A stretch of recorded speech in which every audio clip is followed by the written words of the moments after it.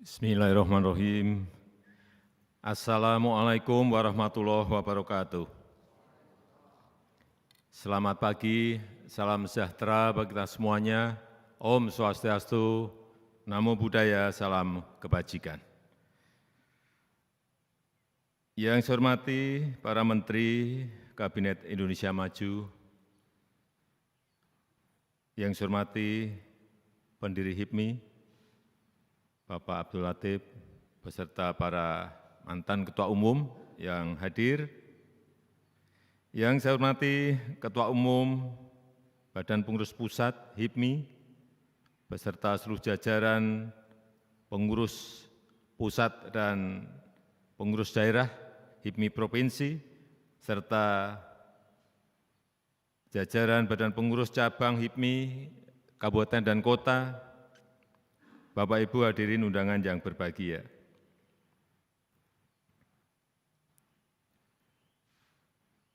Kabinet Indonesia Maju sekarang ini kayak kabinet HIPMI.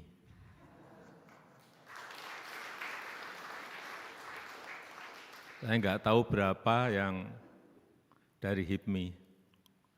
Pak Bahlil, Pak Lutfi, Pak Erik, Mas Sandi, siapa lagi? Saya jangan dihitung.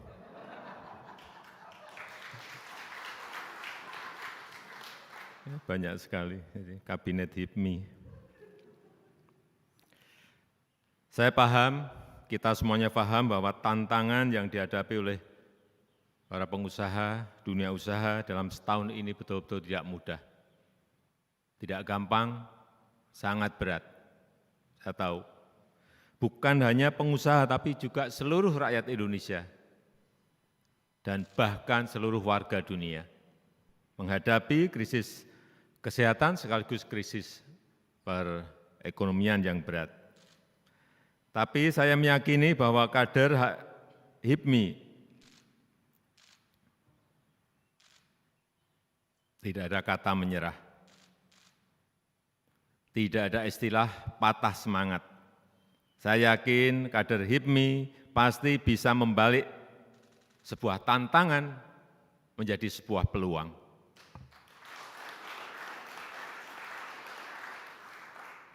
Membalikkan bencana ini menjadi sebuah kebangkitan ekonomi kita. Asalkan kader HIPMI membuktikan semboyannya dalam dunia nyata, menjadi pejuang pengusaha dan pengusaha pejuang. Perjuangan dan kerja keras saudara-saudara akan menjadi energi besar untuk menjadikan Indonesia sebagai negara maju. Pertumbuhan ekonomi Indonesia di tahun 2021 ini ditargetkan 4,5 sampai 5,5, artinya kurang lebih 5%.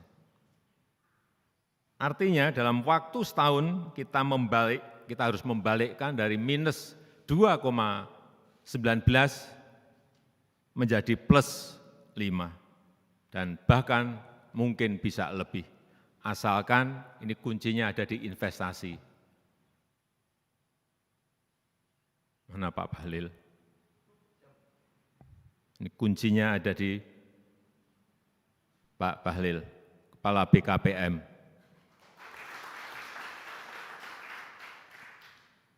Tiap hari saya tanya terus berapa persen bisa tahun ini, berapa triliun bisa naik, siapa yang masuk, sudah sampai mana, targetnya kecapai enggak, tiap hari.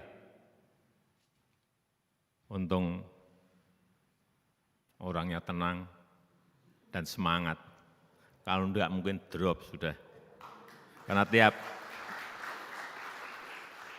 tiap hari dikejar terus ya memang kita memang harus kejar-kejaran dalam situasi seperti ini. Artinya apa? Banyak peluang usaha yang terbuka, yang membuka lapangan kerja dan bisa memberikan kesejahteraan masyarakat asal kita mau. Peluangnya juga sangat banyak. Dan saya selalu titip pada Kepala BKPM agar bisa menyambungkan, mempartnerkan antara investasi, investor, baik investor asing maupun investor besar dari dalam negeri untuk bisa berpartner dengan pengusaha-pengusaha HIPMI, pengusaha-pengusaha daerah. Ini sudah saya perintah, jadi kalau nanti tidak terlaksana, Bapak, Ibu, dan Saudara sekalian ngejarnya ke Pak Bahlil. Jangan ke saya lagi. Saya tanya, ini ada investor masuk ke provinsi ini, kerjasamanya dengan siapa? Saya tanya itu. Udah Pak, dengan ini. Ya, oke. Karena ke depan saya melihat bahwa dengan hilirisasi, industrialisasi, kita akan menuju betul-betul sebuah transformasi ekonomi yang benar.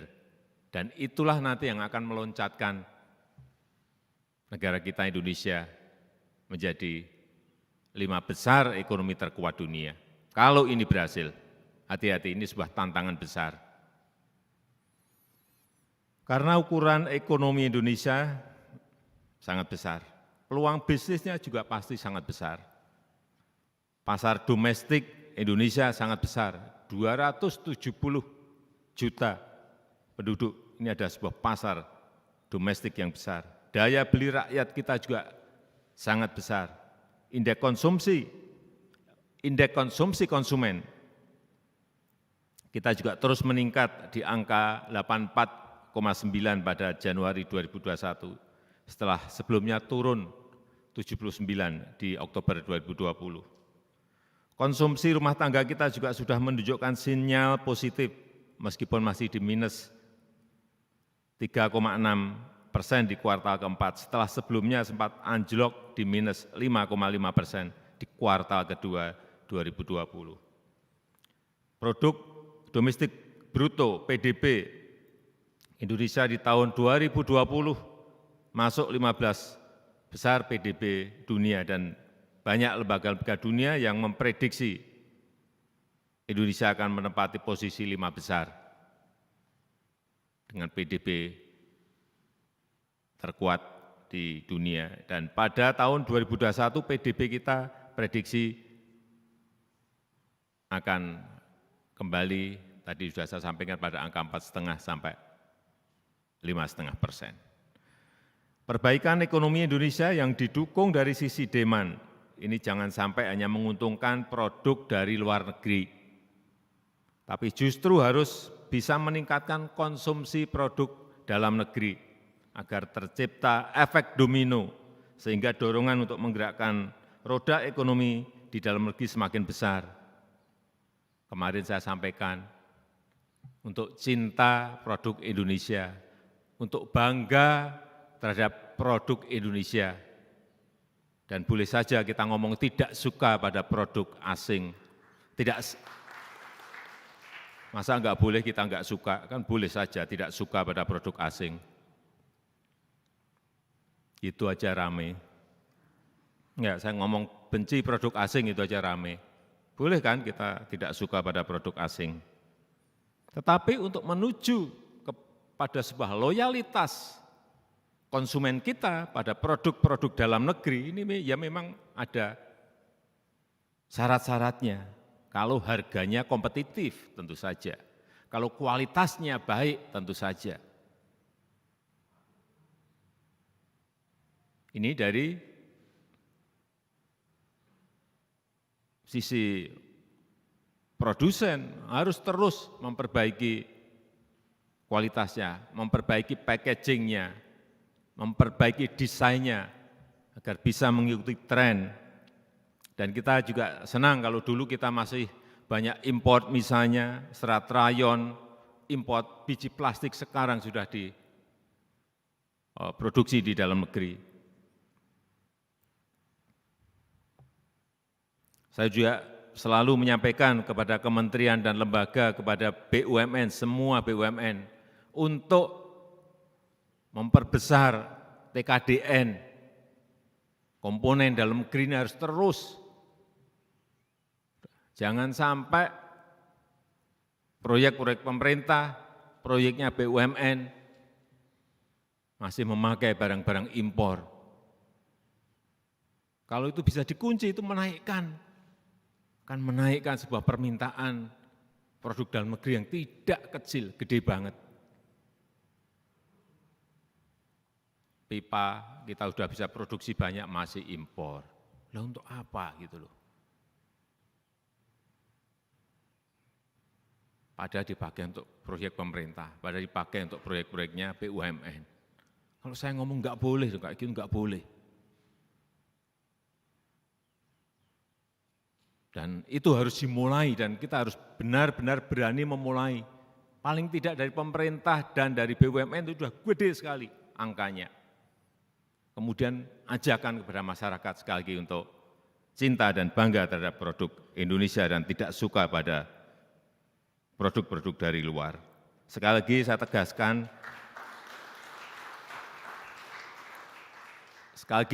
tegaskan bahwa kita ini menganut keterbukaan ekonomi,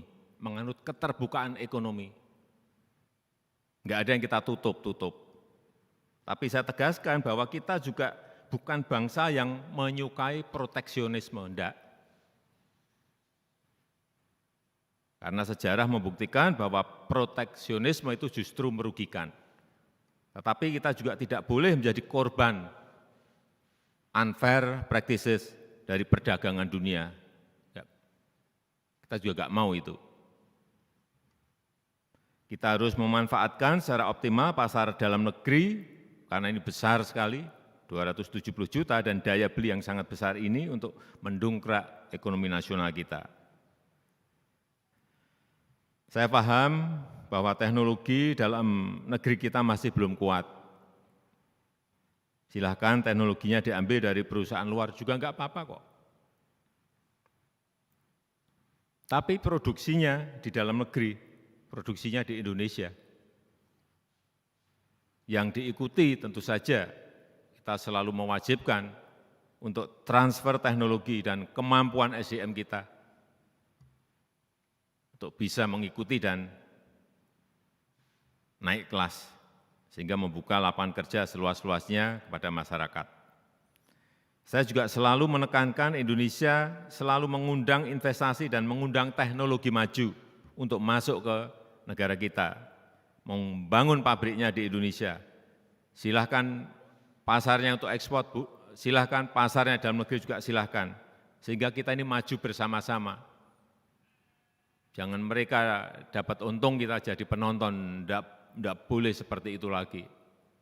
Oleh sebab itu selalu tadi saya sampaikan, partnerkan dengan swasta, kita partnerkan dengan pengusaha daerah, partnerkan dengan BUMN. Saya tidak mau negara kita Indonesia hanya dijadikan pasar saja. Saya juga tidak mau ada praktek-praktek perdagangan yang tidak fair, apalagi membahayakan UMKM. Itu tidak boleh ada. Sekarang ini banyak praktek-praktek predatory pricing. Hati-hati dengan ini, bisa membunuh yang kecil-kecil. Itu yang sudah berkali-kali juga saya sampaikan kepada Pak Menteri, khususnya Pak Menteri Perdagangan, agar ini betul-betul dipagari.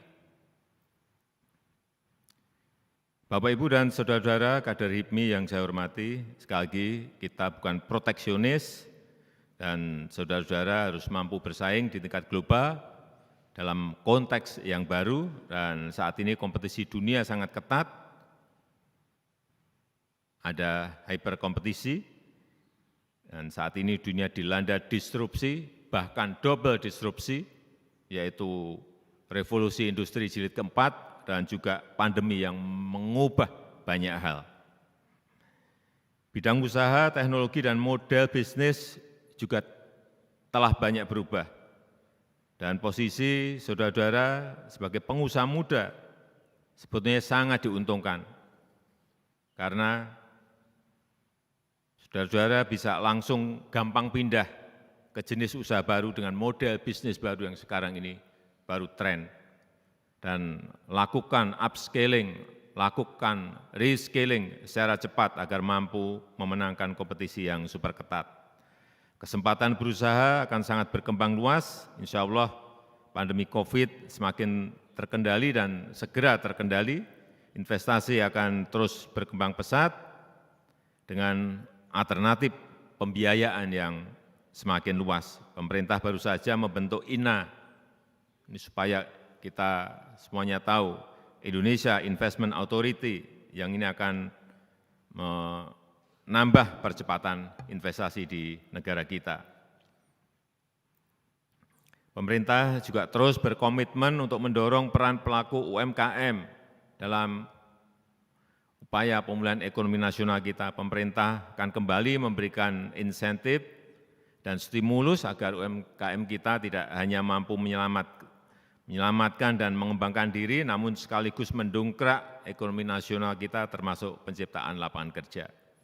Guna mendorong pemerataan ekonomi hingga ke daerah-daerah, pemerintah juga terus mendorong terselenggaranya kolaborasi perusahaan-perusahaan besar, investor-investor besar, investor-investor baru, dan yang lama dengan pengusaha-pengusaha muda di daerah. Tadi sudah saya sampaikan, tujuannya agar pengusaha daerah merasakan secara langsung manfaat dari investasi.